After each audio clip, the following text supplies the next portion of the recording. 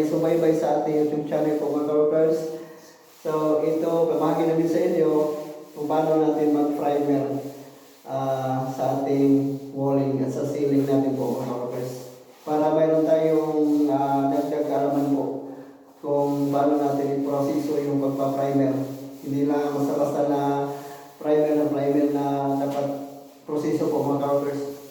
So aming ginagamit sa aming primer mga ka-workers, ang ginagamit ko ay acrylic flat latex lang po mga ka-workers, yung permacoat flat latex. So hinahanap ko kasi yung Zinsser Bullseye na 123 water-based primer. Water-based primer po mga ka-workers. So wala tayo dito. So yung pati yung Kiehl's na adhesion, water-based din po mga ka-workers, pang primer din. So yan, wala kasi. So hinahanap ko yan, so wala. So pwede naman yung flat latex yung ating gamitin mga ka-workers, basta maganda lang yung pagkaproseso ng ating pagpa-primer, bago tayo mag-primer. So ito, lilihain natin o hindi, dapat natin punasan ng basahan at lagyan natin ng tubig. So atin i-rub natin dito, ipupunas natin sa ating ceiling at sa walling. Ang purpose po, para lumikit yung ating primer, hindi mababaklas po mga ka-workers. So yung kasi yung iba, meron kami na naka-refer kami na nangabaklas yung mga pintal nila po mga ka-workers, yung mga lumulobo yung kanilang walling, ang kanilang pintal. So yan po mga ka-workers, pagtanggal namin yun, pag tinanggal namin yung nakalubo na pintura, ay mayroong powder sa loob. So yan, so dapat natin punasan yung ating minamasilya, niliham natin yan wala. Dapat punasan natin ng masahan, nilagyan natin ng tubig para matanggal yung mga alikabok. So alikabok lang yung nakadikit sa kanyang primer po mga ka-workers, kaya mababaklas talaga yung ating primer at ating pag-finish na po mga ka-workers. Lumulubo talaga yan kapag hindi natin pinupunasan ng tubig. So yan lang po ang aming pamahagi mga ka-workers, at dalawang coating lang po ang aming gawin dito pagpa-primer natin sa ating walling at sa ceiling. So ayan po, ang gamit namin dito ay skim coat. So yan, ating pupunasan mga ka-workers para quality yung ating paggagawa mga ka-workers. Yan. So ulitin ko, flat latex lang yung ginagamit namin. So palagi naman namin yan nagagamit yan po mga ka-workers, at wala namang tawag dito, wala namang back job yung aming tinatrabaho. Yan po. So sa tulong ng ating buhay na Panginoon ay binigyan tayo ng knowledge po mga ka-workers kung anong dapat natin gawin. Wag lang natin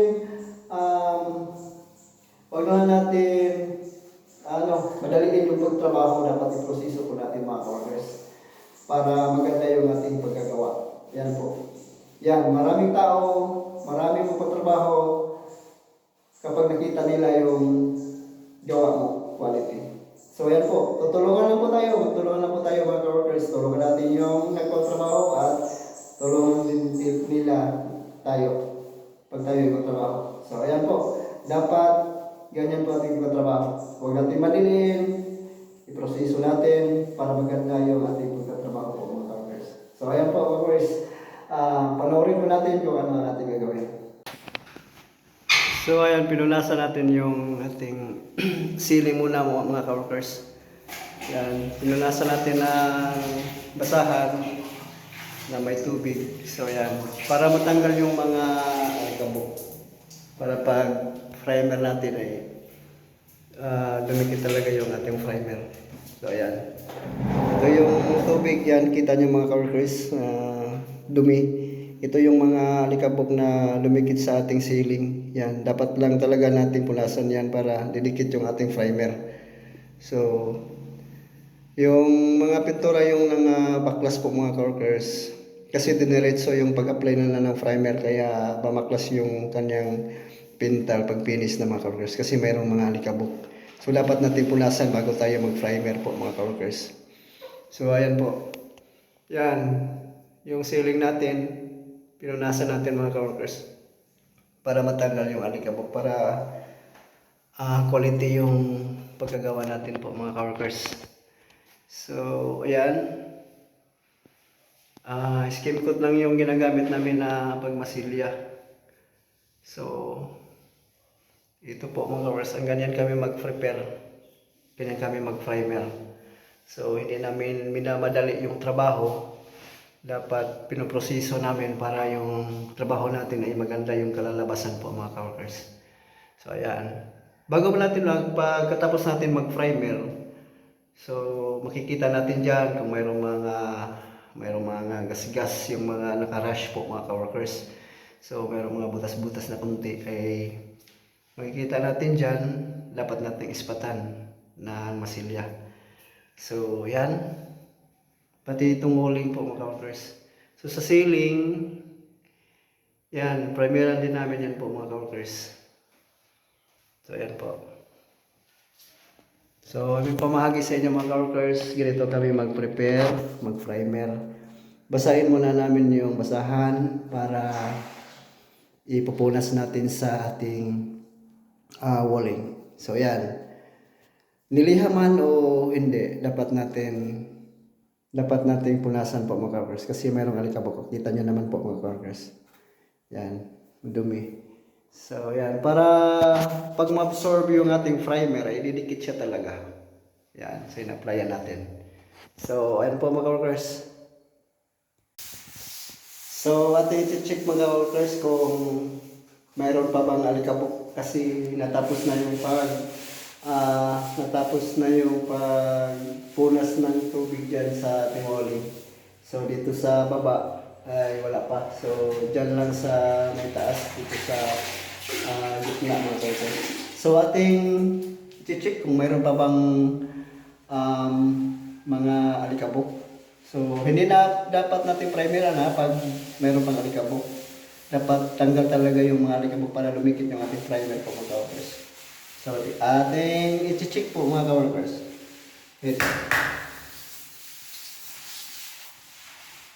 So, yan. Walang alikabok mga ka-workers. Yan. So, pwede na itong primer kasi wala nang alikabok. So, yan. So, pati dito. So, ay tapos itong punas. So, itong sa baba ay hindi pa. So, yan. So, yan mga ka-workers. So, wala nang alikabok mga ka-workers. Yan. Yan. So, dito. Tapos na rin. So, ayan po mga ka-workers. Pwede na itong primeran. Kung gusto nyo pa yung pupunasan nyo pa, pwede rin mga ka-workers. Sa inyo po, basta dapat natin punasan bago tayo mag-primer po mga ka-workers. So, yan. Aming pamahagi sa inyo. So, yan po mga ka-workers.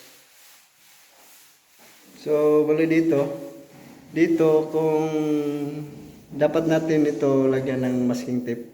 Pero para sa akin, kung ako yung magpipintura dito ay hindi ko nalagyan ng masking tape. Kasi na madali lamang sa akin po ito mga ka-workers pag magkakat ako ng pintura. So kung kayo mga ka-workers, pwede rin ito lagyan ng masking tape ninyo para straight yung pagka-guide ng pintura mga ka-workers. Yan. So yan. Hindi tayo problema kung lumagpas yung pintura kasi may masking tape. Pero sa akin, hindi ko na ito lalagyan ng masking tape. So, ayan po. Yan.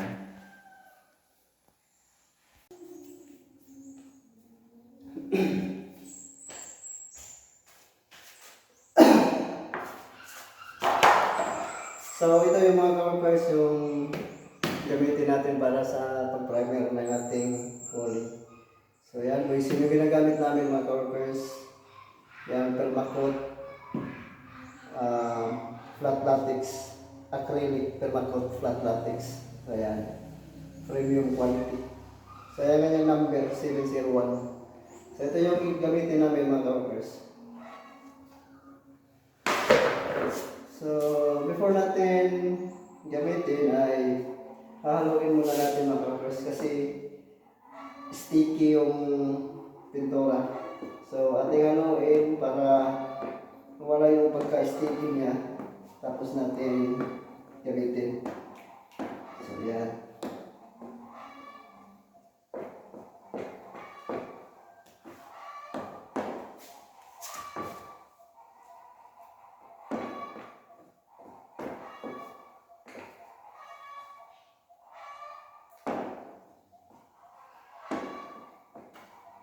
So, mayroong nagtatanong kung pwede ba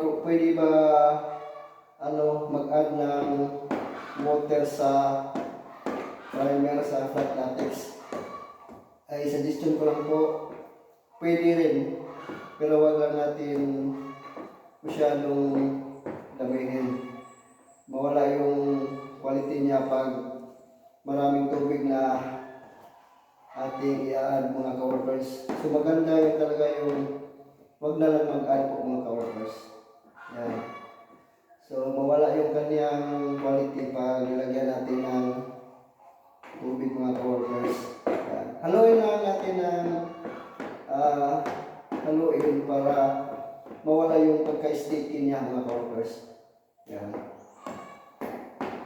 Wag lang natin madaliin para maganda yung pagka-trabaho natin mga ka-workers. So, yan. So, ito yung gamitin namin na pen roller. So, pwede rin gumamit kayo ng mini roller, yung mga maliit na pen roller. Yung tinatawag nila na baby roller. So, pwede rin yun po mga ka-workers. At meron kaming pen tray. Siyempre, lagyan natin ng pintura dyan para ating i-roll natin yung ating roller para hindi masyadong baga yung pintura makalikit dito sa ating roller mga workers. So ayan, ito yung dapat natin gamitin. Yan.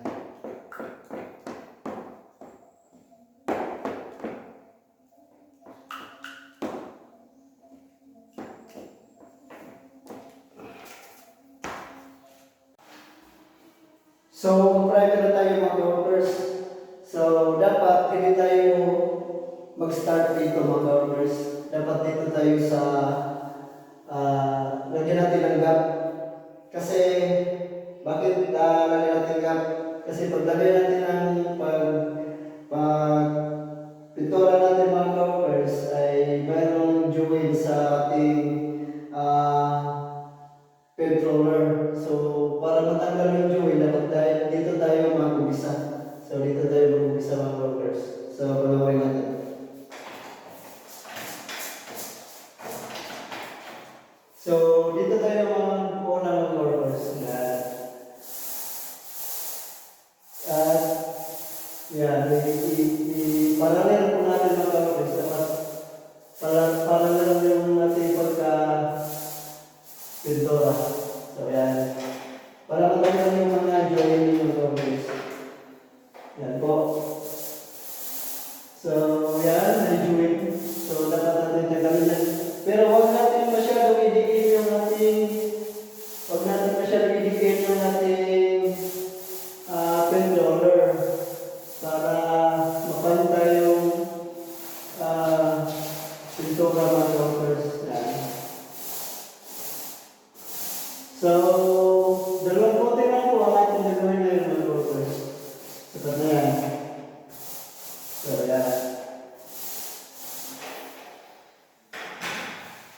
So, dito naman sa kanyang corner, para hindi tayo mahirapan kasi hindi mo lagyan ng pintura. So, gumamit tayo ng pen brush para dito sa ating corner. Ganyan lang po mga workers. Yan. So, ganyan. So, dapat mayroon tayo dito. So, ito mga workers, na-finish na rin natin yung pagpa-primer natin mga workers. So, yan. Yan. So, smooth na yung ating walling. So, yan. So ito yung kanilang pintuan ay i-watch din natin to. Isabay natin sa pag-finish natin ng walling pag magpintura tayo pag-finish. So yan. So natapos na pati yung pisami. Yan. Yung ceiling natin. So yan. So linis na lang po lang dito. Paglilinis na lang. So ito mga ka-workers, merong mga dumikit na mga natalsik ng ating pagpipintura ng ating paint-rollers. Pero malalala ito alisin mga ka-workers. So pamagitan nito. So yan, pakita namin sa inyo kung paano natin tanggalin. So ganyan lang po mga ka-workers. Yan.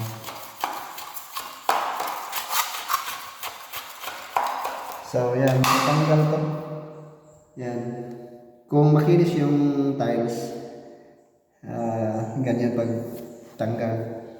So pero graph yung tiles nyo ay lagyan nyo ng karton or anong ilagay natin dyan para hindi makapintura yung tiles, yung rough.